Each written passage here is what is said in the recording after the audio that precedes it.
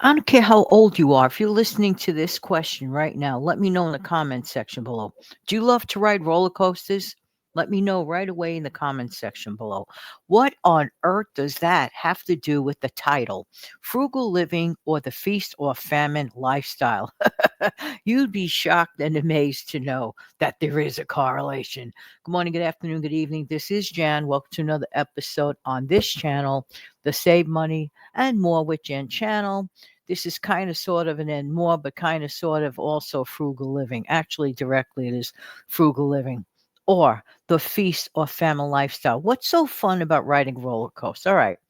I didn't do it often, but when I was a little kid, I didn't mind. I was one of those that I guess I must have been a bit of a daredevil. Okay, so I did the roller coaster thing at our local Coney Island, and it was a lot of fun. I didn't do it often, but when I did, sure I had a great time. Would I do it right now at age 66? I highly doubt it. Am I glad that I had that experience? But let's talk about roller coasters for anyone. A roller coaster ride is basically an up and down experience. Simply put, you're going to go all the way up, then you're going to level off for a slight moment, then you're going to take a nice low dip all the way down. But guess what? Then you rebuild that mobility, and then just going to keep going, and then all of a sudden you creep yourself all the way up again, and then you're going to come right back all the way down. Some people are getting seasick listening to this. It's not for everybody. I'll tell you that much. And if you're faint of heart, don't even think about it. I'm just saying. But that's going on a roller coaster ride. Something that one deliberately buys a ticket for, plans their day perhaps in the summer, makes a day out of going to the amusement park and having a good old time if this is something that is of interest to them, right? They planned it, they paid for it, they do it, they have fun, they go home. End of story. Case closed till perhaps next year. You see where I'm going with that? All right. Let's talk about something that people live. They live on a roller coaster. They did not buy a ticket for. It is not necessarily a hot summer day. It could be 10 below zero outside, and yet and still they live the roller coaster life. Jan, I don't know what you're talking about. How can you be in a roller coaster, negative 10 degrees, and you're not even on a roller coaster? What I'm saying is, I am comparing their financial choices to practically like living on a roller coaster, or if it's easier for you, or not necessarily you or someone else to digest these words, or the feast or famine lifestyle. Let's talk about sometimes how some people, not all, some people, some might be listening, many probably are not listening because maybe they don't care about this thing. Maybe that's why they're in trouble. They don't mind. They're okay with a personal financial roller coaster way of life. At the beginning, when they get their pay period or whatever source of income, it's everything is this big wild roller coaster feast of events. Okay, going out to dinner perhaps too many times, spreading the eagle, meaning the monies around like wildfire. It's awful. It's awful. There's no clear plan, and then we get maybe just a couple days later, and all of a sudden the same people that were feasting, all of a sudden, they're in a famine. They're in a long haul rest of the month. That is like riding a terrible roller coaster, the financial roller coaster of feast or famine. Let me ask you a question. Are you okay with that? You don't have to answer that. You can only answer that for yourself in your own head. You don't have to write that in the comment section below. Are you technically okay with that? I'd rather have a lot of fun first few days. Who cares? The rest of the month will take care of itself. Really? Really? What, the magic box is going to come up to you with a ton of cash in it? Wow. Hey, please let us know. Let the rest of us know how that works. I'm sorry. I don't think it could ever be an easier time. And that's the point. That's the point. A lot of people deliberately choose to ride roller coasters, even if they never got on one at Coney Island or some other amusement place. Okay. I never rode a roller coaster, a lot of people are saying, but yet they live on the forever roller coaster financially. How could anybody sustain this for any length of time without going bonkers? I don't know about you, but that would bother the heck out of me. All right, so call me boring, but I'm perfectly happy to know that the entire month, I know thankfully, and I never ever take it for granted because I thank the good Lord every day for all my blessings, okay? All my blessings. God gives everyone a chance for blessings, and He gives everyone blessings, okay? This is my belief, okay? This is how I feel through faith. We all have an opportunity, but we also have to do our part. Now, many people listening to this may be employed and they might even get a decent salary, and yet and still they choose to go on the roller coaster, the financial roller coaster, the feast or famine lifestyle. Life is great right after payday. Let's pretend that person gets paid every alternate Friday, right? And let's say things are wonderful Friday night, right? On pay night. Ooh, ooh, ooh, ooh.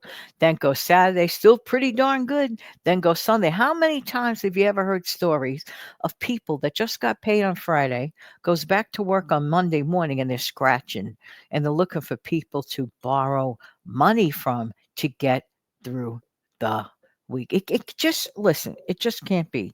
To everything we do, there has to be some sort of sensibility, and we have to take responsibility for our actions and for our choices. Yes, it could be a little bit boring, but you want to know something? I'd rather be bored, so called, quote, end of quote, than live on that kind of roller coaster.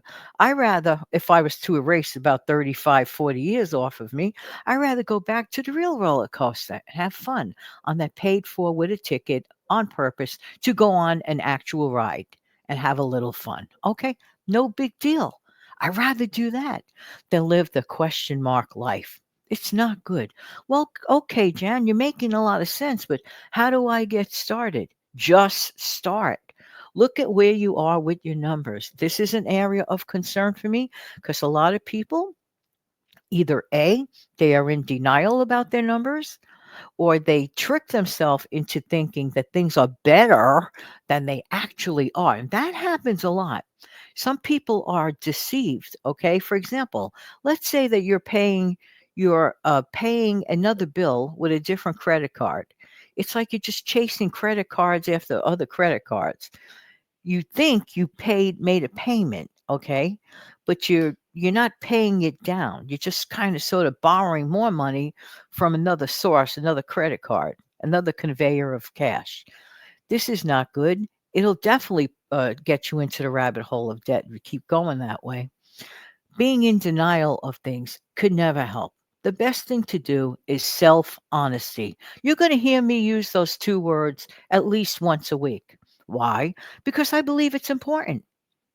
Who are you hurting if you're dishonest with your own self?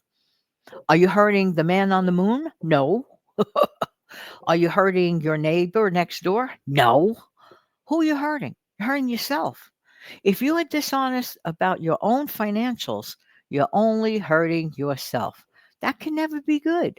I'm just saying, ultimately, at the end of the day, it can never, ever be good. So why do that? Get honest with your numbers, cut out things you don't have to do.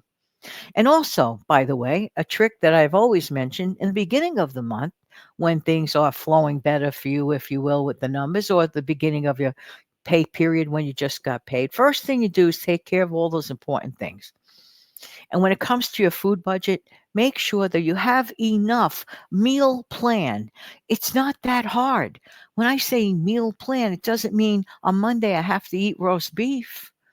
What it means is you're calculating how many meals to your next pay period that you are definitely, without fail, going to have ready and available, not necessarily cooked, but the components of the items. Do you have your meats? Do you have your proteins? Do you have your eggs? Do you have your bread? I just had a very delicious breakfast. I was in the mood for diner food, but I didn't want to pay for diner prices. So I was in for, like a typical diner breakfast where you have your potatoes and your scrambled eggs and perhaps some toast, a cup of coffee. That is exactly what I was craving. So instead of running to the diner and spending 7, 8, 9, 10 bucks on that, what I would do and did do this morning, this actual morning that I am recording this 1 week prior to the time you are hearing this, okay? In real time for me, it is only April 16th. In real time for you listening to this, it's going to be April 23. But this morning on April 16th, that's the food I was craving. So what did I do? Did I deprive myself of my breakfast like that? I did not. I walked over to my freezer. I took out a handful of frozen fries. I put the frozen fries in the air fryer. In the meantime, I made a 1 egg omelet. I took 2 pieces of bread, I lightly toasted it, I put my potatoes and my eggs on top of it with a couple of squirts of ketchup. Voila, diner sandwich. I loved it. I was in my glory. Didn't cost me that much, and it took like just a couple of minutes. Big deal. Thinking that way, having the components of things to put together. And by the way, to have a roast beef, let's say during the week, is an actually kind of a nice thing to have now, isn't it? You could do many things with that one roast. You see where I'm going with this. This feast or famine thing for me is not for me. I rather know that I have stuff in that freezer or pantry all month long. I have the option if I want to go squander some money outside. The option is always there. I choose not to. That's different. There's a big difference between can't and won't, okay? Which for some reason or another, a lot of people have difficulty with. I don't. I could choose to go to the diner anytime I want. I could choose to order in anything I want whenever I want, as far as food goes. If I'm really that hungry or lazy, I could. I have the capability of doing that. I have the ability to make that choice. I don't want to. Big, big difference. There's a big difference between can't, won't, and don't. Okay. So remember that.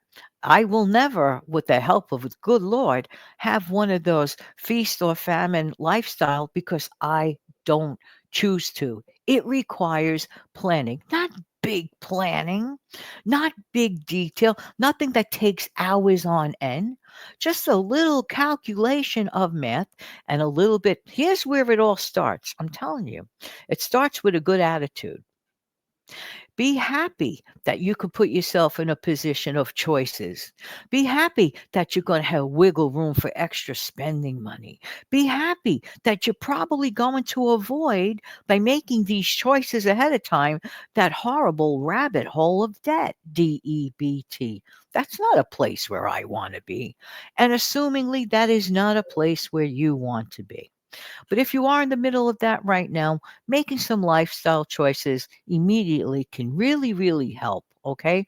People do fall into situations. I get that. And no one's upset with anyone about that. In fact, I pray for everyone, to everyone, all of us, including for me, that we should prosper. And we don't have to ever, ever worry about the small stuff ever again.